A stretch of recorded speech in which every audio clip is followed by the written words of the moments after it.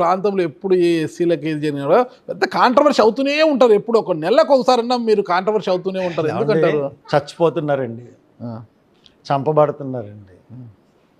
ఎవరు చంపబడుతున్నారు, ఎవరు చచ్చిపోతున్నారు మీరు చెప్పండి. డాక్టర్ సుధాకర్ మాస్క్ పెట్టుకోలేదని చంపేశారు, మాస్క్ అడిగాడని చంపేశారు. కిరణ్ కుమార్ మాస్క్ పెట్టుకోలేదని చెప్పేసి కొట్టి లాకప్ డెత్ చేశారు. దాని మీదండి నేషనల్ హ్యూమన్ రైట్స్ అక్కడున్న వాళ్ళందరి మీద మర్డర్ కేసు పెట్టమని చెప్పి 6 నెలలు అయిందండి పంపి. డీజీపీ ఇప్పుడున్న డీజీపీ హరీష్ గుప్తా హోమ్ సెక్రటరీగా ఉన్నప్పుడు కాగితం పంపించారు.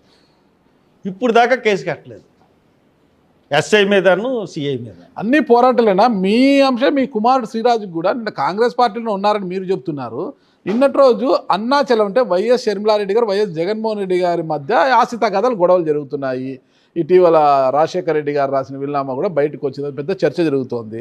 దాని మీద శ్రీరాజు నిన్న మీ పెద్దకొండ శ్రీరాజు కాంగ్రెస్ పార్టీ అధిష్టానానికి ఒక లేఖ రాశారు షర్మిలామా మీద ఫిర్యాదు చేస్తూ. అసలుకి గతంలో కాంగ్రెస్ పార్టీ అన్నింది కదా జగన్మోహన్ రెడ్డి సంపాదించేది అక్రమాస్తులు అది ఇదని. ఇప్పుడు దాంట్లో షర్మిలా గారు వాటా అడుగుతున్నారంటే ఈ అక్రమాస్తుల్లో ఈమెకు వాటా ఉందా అంటే అక్రమాస్తి ఈమెకు ఇది ఉందా వాటా ఉందా అన్నట్టుగా ఒక ఫిర్యాదు రాశారు. ఏంటిది కాంగ్రెస్ పార్టీలోనే ఉంటూ పిసిసి అధ్యక్షుల మీద ఫిర్యాదు చేయడం ఏంటది మీ కుమారుడు? అంటే జనరల్గా ఈ సబ్జెక్టు చాలామంది డిస్కస్ చేసుకుంటున్నారు. ఇప్పుడు కాంగ్రెస్ పార్టీ ఏమో ఈ జగన్మోహన్ రెడ్డి మీద ఆయన ఎవరో శంకర్రావు అని ఆయన కంప్లైంట్ ఇస్తే అది రుజువని చేసి ఇవన్నీ అక్రమాస్తులు అని చెప్పేసి కాంగ్రెస్ పార్టీ సిబిఐకి ఇచ్చింది. సిబిఐ వాళ్ళు ఏమో ఆయన్ని అరెస్ట్ చేసి 16 నెలలు జైల్లో ఉంచారు. ఇప్పుడు అయ్యే అక్రమాస్తులనేమో నా వాటా అని అడుగుతుంది. మీకు ఏమన్నా బుద్ధి అసలు మీ మీ పార్టీ ఏం చేస్తుంది అని జనరల్గా ఒక డిస్కషన్ నడుస్తూ ఉంది పబ్లిక్లో. ఇది శ్రీరాజు అనడం కాదు, నేను అనడం కాదు, ఒక ఆంధ్రప్రదేశ్ పబ్లిక్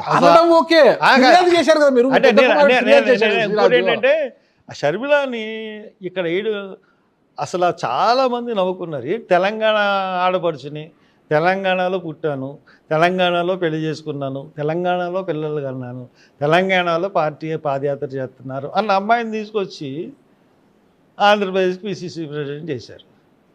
పిసిసి ప్రెసిడెంట్ చేసినప్పుడు నిజంగా అంతకన్నా ఫేస్ వాల్యూ ఉండేవాళ్ళు లేరు అనుకున్నారమ్మా మీ పార్టీ వాళ్ళు. అంటే ఇప్పుడు వాళ్ళు రాజశేఖర రెడ్డి గారి కూతురు, రాజశేఖర రెడ్డి గారి కూతురు కాబట్టి కొంత చరిష్మా ఉంటుంది, ఆవిడ కొంచెం మార్చగలదేమో అని ఒక ఉద్దేశంతో ఉన్నారు.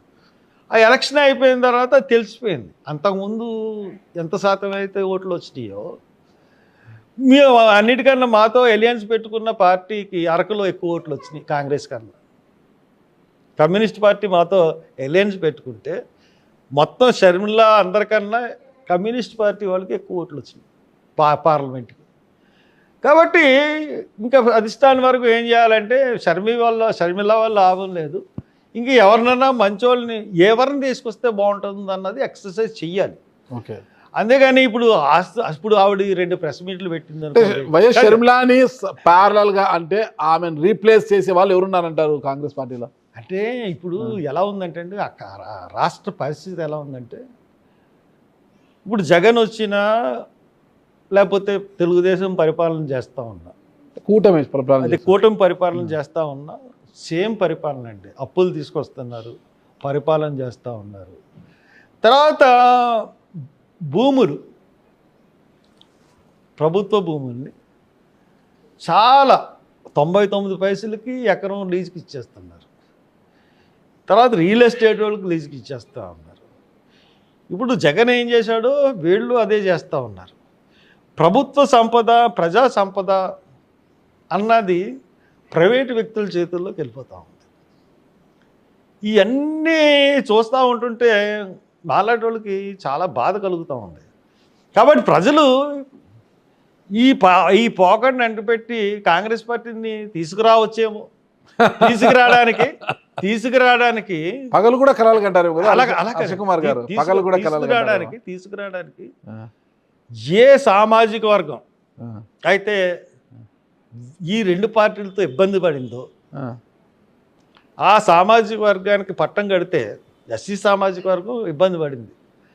ఎస్సీ సామాజిక వర్గానికి ఒకవేళ పట్టం కట్టారనుకోండి, ఎందుకంటే కాపులు మనం ఓపెన్గా మాట్లాడుకున్నాం, కాపులు పవన్ కళ్యాణ్ గారితో ఉన్నారు, అంటే మెజారిటీ కాపులు. ఆ మెజారిటీ కాపులు ఒక 60-70% పవన్ కళ్యాణ్ గారితో ఉంటే 30% ఖచ్చితంగా జగన్తో ఉన్నారు. కాపులు కూడా జగన్తో గట్టిగా ఉన్నారు, అంత ఈజీగా తీయడానికి ఏం లేదండి. ఇంకపోతే బీసీలో నేను ఛాంపియన్ అంటే నేను ఛాంపియన్ అని ఇద్దరికి పోటీ ఉంది. జగన్మోహన్ రెడ్డి గారికి, చంద్రబాబు నాయుడుకి బీసీల్లో పోటీ ఉంది. మొన్న ఎలక్షన్లో వరకు మటుకు ఎస్సీస్ 100% కూడా జగన్మోహన్ రెడ్డికి 90% వేశారు, ఒక 10% తెలుగుదేశానికి వేశారు. వేసిన తర్వాత ఇప్పుడు జగన్మోహన్ రెడ్డి ఎస్సీస్కి అన్యాయం చేశాడు, చంద్రబాబు నాయుడు న్యాయం చేస్తారని ఆయన అన్యాయమే చేశాడు. ఎలా అన్యాయం చేశాడంటే, ఇప్పుడు జగన్మోహన్ రెడ్డి గారు ఉన్నారండి, మేము స్కాలర్షిప్లతో చదువుకున్నామండి, పీజీ ఎంఎస్సీ మెరైన్ జియాలజీ చదివాను కదండి, నేను స్కాలర్షిప్లో చదువుకున్నాను. చదువుకున్న తర్వాత ఈ రోజున ఈ స్టేట్లో ఉన్న చాలామంది ఐఏఎస్ ఆఫీసర్లు యూనివర్సిటీలో పీజీలు చదువుతూ, రెండో పీజీ కూడా చదువుతూ కాంపిటేటివ్ ఎగ్జామ్స్కి వెళ్ళి ఐఏఎస్లు సంపాదించుకున్నవాళ్ళు. కంపల్సరీ పీజీకి ఫీజు రియంబర్స్మెంట్ ఉండేది. రాజశేఖర రెడ్డి గారు ఇచ్చారు, చంద్రబాబు నాయుడు గారు ఇచ్చారు. జగన్ వచ్చిన తర్వాత జగన్ తీసేసాడు. మీకు డిగ్రీ వరకే ఫీజు రియంబర్స్మెంట్, ఎస్సీలు కావనివ్వండి, ఎస్టీలు కావనివ్వండి, బీసీలు కావనండి, ఈబీసీలు కావనండి, అందరికీ కూడా జగన్మోహన్ రెడ్డి ఫీజు రియంబర్స్మెంట్ తీసేసాడు. దానివల్ల చాలామంది చనిపోయారని ఎందుకు చెప్తున్నానంటే, శృంగవృక్షంలో ఒక చోట ఒక జాతరకి వెళ్తే ఎస్సీ ఆయన కొట్టి చంపేశారు. ఆ కుర్రోడు ఎస్ఐకి సెలెక్ట్ అయ్యాడు. ఎందుకమ్మా ఇంట్లో ఉంచామంటే, బాబు ఫీజు ఇవ్వలేదండి పీజీలకి, అందుకని ఇంట్లో పెట్టుకున్నాను, ఎస్ఐకి చేస్తున్నాను, ఇది జాతరకి వెళ్తే చంపేశారు. శృంగవృక్షం అంటే మన తుని దగ్గర. ఇంకా కుల వ్యవస్థలో మీకు సింగంపల్లి తెలుసు కదా, ఒక 2 మామిడికాయలు దొంగతనం చేశాడని కాళ్ళు పీకి చంపేసి ఊరేశారు పంచాయతీ ఆఫీసులో. ఇలా అందరూ ఎవరండి? నిమ్న వర్గాలు, దళితులు. ఒక అహంభావం, జాత్యాహంకారం, లేకపోతే పెత్తందారీ వ్యవస్థ, ఈ వ్యవస్థలు ఇంకా సమాజంలో నాటుకుండిపోయింది. ఎవడో తిరగబడినోడు ఎవడికో న్యాయం జరుగుతుంది తప్పితే తెక్కనోళ్ళు ఇంకా కూడా అదే దాంట్లో ఉంటా ఉన్నారు. అంటే వీళ్ళు తిరగబడుతుంటే వాళ్ళు సహించలేకపోతున్నారు. సరే, మీరు ఈ ప్రాంతంలో దళితులకు అన్యాయం జరిగితేనే హర్షకుమార్ ముందుకు వస్తున్నారు కదా, మరి రాజకీయ అవసరాలు ఏదనుకోవచ్చు. ఈ ప్రాంతంలో విభజిత కర్నూలు జిల్లా తీసుకుంటే పత్తికొండ నియోజకవర్గంలో పత్తికొండలో ఒక దళిత అంటే ఎంఆర్పిఎస్ నాయకుడిని చంపేశారు. ఓకే, దాని గురించి అసలు ఎవరు పట్టించుకోలేదు కూడా. అసలుకి ఎస్సీ కమిషన్ కేఎస్ జవహర్ గారు వచ్చేంత వరకు పెద్ద స్పందన కూడా లేదు. దాని అక్కడ ఎందుకు రాలేదు మీరు? బహుశా నాకు ఆ న్యూస్ నాకు అంది ఉండదు. కర్నూలు జిల్లాలో అండి ఎక్కడంటే కరెక్ట్గా ఓ ప్లేస్కి వెళ్ళానండి, అక్కడ కూడా దళితుడు చనిపోయాడు. ఇంకో చోట కర్నూలు జిల్లాలోనే అమ్మాయి ఏమో బోయ కమ్యూనిటీ, అబ్బాయి ఏమో మాదిక కమ్యూనిటీ, జాన్పాలో విక్టర్పాలో. నా దగ్గర అన్ని రికార్డ్స్ ఉంటాయి. వెళ్తూ ఉంటుంటే పెళ్లి చేసుకుని అబ్బాయి ఇంటికి వచ్చేసారు. అబ్బాయి ఇంటికి వచ్చేస్తే అమ్మాయి వాళ్ళు బండి మీద వెళ్తున్నవాడు తల నరికేశారు. నేను వెళ్ళానండి అక్కడికి. అనంతపూర్లో స్నేహలత అనే అమ్మాయిని అనంతపూర్లో స్నేహలత అనే అమ్మాయి కంప్లైంట్ ఇచ్చినా కానీ ఇద్దరు వెంటపడి అమ్మాయి బ్యాంకులో జాబ్ అయిన తర్వాత అమ్మాయిని వెంటపడి రేప్ చేసి కాల్చి చంపేశారు.